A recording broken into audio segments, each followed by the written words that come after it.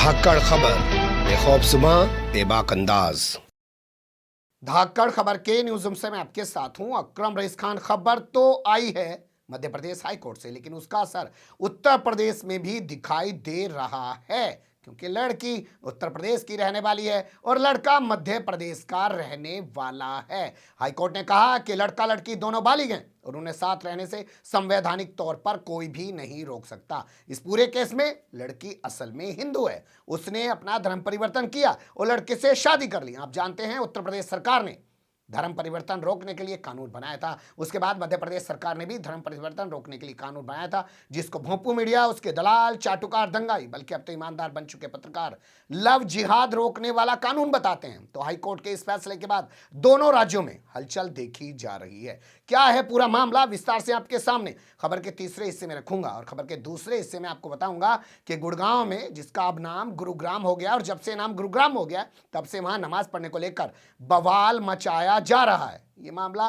Supreme court में पहुंच गया और सुप्रीम कोर्ट सुनवाई करने के लिए तैयार हो गया है। लेकिन खबर के पहले हिस्से में देख लीजिए कि हिंदू क्यों अपने आप को अल्पसंख्यक घोषित कराने की कोशिशों में लगे हुए हैं, और इस मामले को लेकर सुप्रीम कोर्ट भी खासा नाराज हो गया है मोदी सरकार से और उस पर जुर्माना लगा दिया है। देख लीजिए खबर के पहले हिस्से में।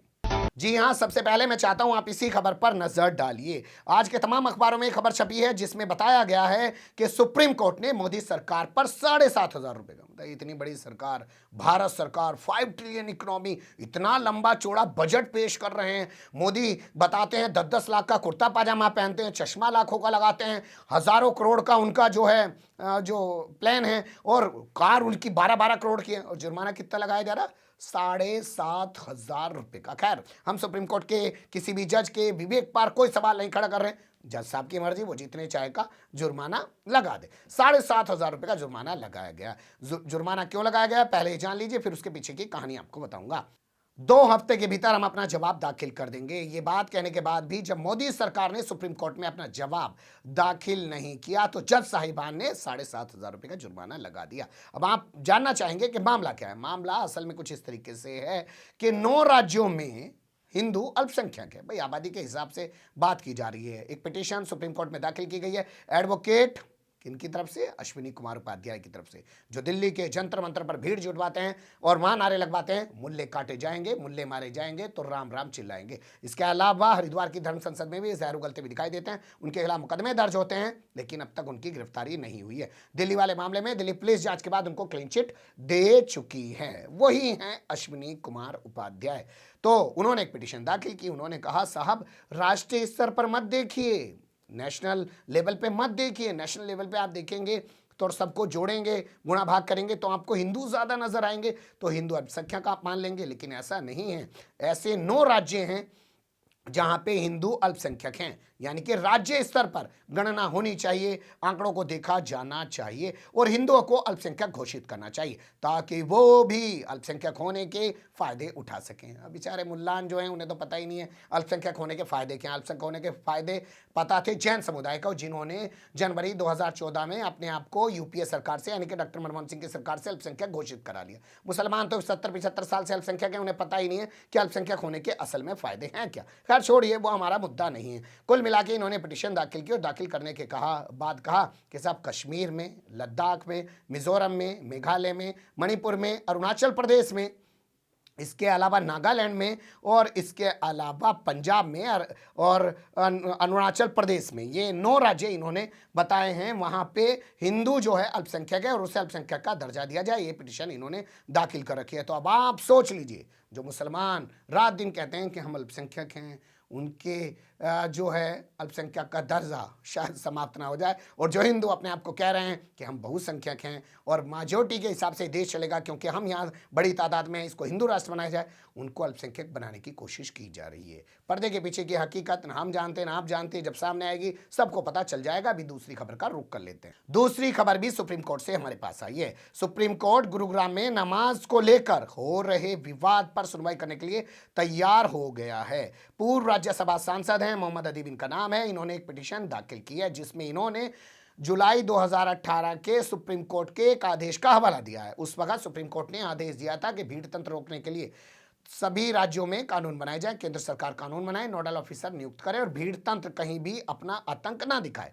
इन्होंने कहा कि साहब आपने वो आदेश जारी कर रखा है, आपके उस आदेश के बावजूद पहले तो गाय के नाम पे मार रहे थे, भीड़ तंत्र जो कर रहा था वो कर रहा था, आजकल नमाज के नाम पे हंगामा मचा रहे हैं। जुमे के रोज खुले में नमाज होती है, इंडस्ट्रियल एरिया है बहुत बड़ा गुरुग्राम, और वहाँ पे लोग नमाज पढ़ने के लिए खुले मैदान में चले जाते हैं, उसका विरोध किया जा रहा है। और आपके आदेश के बावजूद सरकारी अधिकारी या सरकार कुछ करती हुई दिखाई नहीं दे रही है, और उसके सामने भीड़ तंत्र से जुड़े हुए जो लोग हैं, जो दंगाई हैं, वो बवाल करते हुए नजर आ रहा है। इसलिए इस मामले में सुनवाई करना बेहद जरूरी है, क्योंकि ये अदालत की अवमानना का मामला है। तो अदालत अपने आदेश की इस अवमानना के मामले पर सुनवाई करने के लिए तैयार हो गई है। देखना दिलचस्प होगा कि हाल फिलहाल में अभी बयान आया था मनोहर लाल खट्टर का, उन्होंने कहा था, एक मुख्यमंत्री के तौर पे बैठे हैं, वो संवैधानिक सीट पे बैठे हैं, उन्होंने कहा खुले में नमाज पढ़ने की इजाजत नहीं दी जा सकती है। तो क्या वाकई में सुप्रीम कोर्ट अब जो यह अवमानना की सुनवाई शुरू करने जा रहा है, उसमें मनोहर लाल खट्टर पर भी गाज गिर सकती है या नहीं गिरेगी, आने वाला वक्त बताएगा। लेकिन अहम पिटीशन थी, मुझे लगा आपको बता दिया जाए। अब चलते हैं खबर के तीसरे हिस्से की तरफ। खबर के तीसरे हिस्से में उस फैसले की बात कर लेते हैं जिससे मध्य प्रदेश में और उत्तर प्रदेश में हलचल मची हुई है। ये अलग बात है कि भोंपू मीडिया और उसके दलाल चाटुकार दंगाई पत्रकारों ने, बल्कि अब तो ईमानदार बन चुके पत्रकारों ने इस खबर को गायब कर दिया। इस दौर में जहां उत्तर प्रदेश में चुनाव चल रहा है, अगर ये खबर ढंग से प्रसारित हो जाए तो योगी सरकार की, मोदी सरकार की बैंड बज जाएगी, उनके उस फैसले की, उनके उस आदेश की, उस कानून की बैंड बज जाएगी जिसके जरिए वो रात दिन कह रहे हैं हमने लव जिहाद रोकने के लिए कानून बना दिया है, हमने धर्म परिवर्तन पर अंकुश लगाने के लिए कानून बना दिया है, और मध्य प्रदेश में भी कानून बन चुका है। लेकिन हाईकोर्ट क्या कह रहा है वो थोड़ा सा देख लीजिए। हाईकोर्ट का कहना है लड़का लड़की अगर बालिग हैं, वो शादी के बाद या शादी से पहले लिव इन रिलेशन में अगर एक साथ रहना चाहते हैं तो ये उनका संवैधानिक अधिकार है, और उनके इस संवैधानिक अधिकार को कोई भी नहीं छीन सकता है।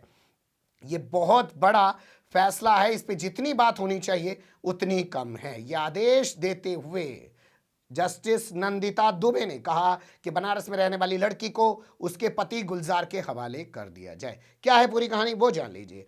लड़की को पुलिस वालों ने बरामद किया और उसके परिजनों के हवाले कर दिया। परिजनों ने उसे ले जाके बनारस, काशी, वाराणसी, उत्तर प्रदेश में नरेंद्र मोदी के लोकसभा क्षेत्र में कैद कर लिया। इसके बाद गुलजार नाम का लड़का हाईकोर्ट पहुंचा। इसने कहा साहब वो मेरी पत्नी है, उसने मुझसे शादी की है, वो बालिग है, उसको अदालत में बुला के पूछा जाए। तो अदालत ने वर्चुअली उस लड़की से पूछा, उस लड़की ने बताया कि हाँ घर वालों ने उसे कैद करके रख रखा है, मारते पीटते भी हैं। इस पर जस्टिस गुस्से में आ गई और उन्होंने जमकर फटकार लगाई पुलिस को और कहा कि आप कोई मॉरल पुलिसिंग कर रहे हैं क्या? पुलिस भी तो आजकल समाज सुधार बन रही है ना। समाज सुधार काम है तुम्हारा, कंट्रोल क्राइम करने का काम है, क्राइम कंट्रोल करो ना। समाज सुधार बनने चले हैं, समाज सुधारक बनने का इतना शौक है तो ये वर्दी उतारो और अपना चोला पहन के धार्मिक घूमे और लोगों को उपदेश दे। तो कानून की व्यवस्था संभालना तुम्हारा काम है। पुलिस को फटकार लगाई कि वो मॉरल पुलिसिंग दिखाने की कोशिश ना करे, लड़की को उसके पति की मौजूदगी में भेज दे। अब यहाँ पर जो सरकारी वकील हैं उन्होंने कहा साहब हमारे यहाँ मध्य प्रदेश में कानून बना रखा जी हमारी सरकार ने, और उस कानून के मुताबिक अगर कोई भी धर्म परिवर्तन शादी के लिए किया जाता है तो वो शादी अवैध है। भाई उन्होंने शादी के लिए धर्म परिवर्तन किया है, तो यहाँ पे इन्होंने शादी के लिए धर्म परिवर्तन किया, इसलिए शादी अवैध है। इसलिए इस लड़की को आप कह रहे हैं चलो उसके माँ बाप की कस्टडी में नहीं रहने देंगे तो आप उसे नारी निकेतन में भेज दीजिए। लेकिन अदालत ने नारी निकेतन में भेजने से भी इनकार कर दिया और कहा कि लड़की को उसके पति के साथ भेजा जाए, चाहे उन्हें शादी की हो या उसके साथ लिव इन रिलेशन में रह रही हो। लड़की ने साफ कहा कि उसने अपनी इच्छा से धर्म परिवर्तन किया है, किसी ने उस पर कोई दबाव नहीं डाला है। लड़की की उम्र 19 साल बताई जा रही है। ये थी 3 खबरें, लेकिन आखिरी वाली ये खबर सबसे अहम है जिस पर ज्यादा बात होनी चाहिए। बने रहिएगा धाकड़ खबर के साथ। जैसे चीज़ आती है वैसे समेट के आपके सामने रखने की कोशिश कर देते हैं।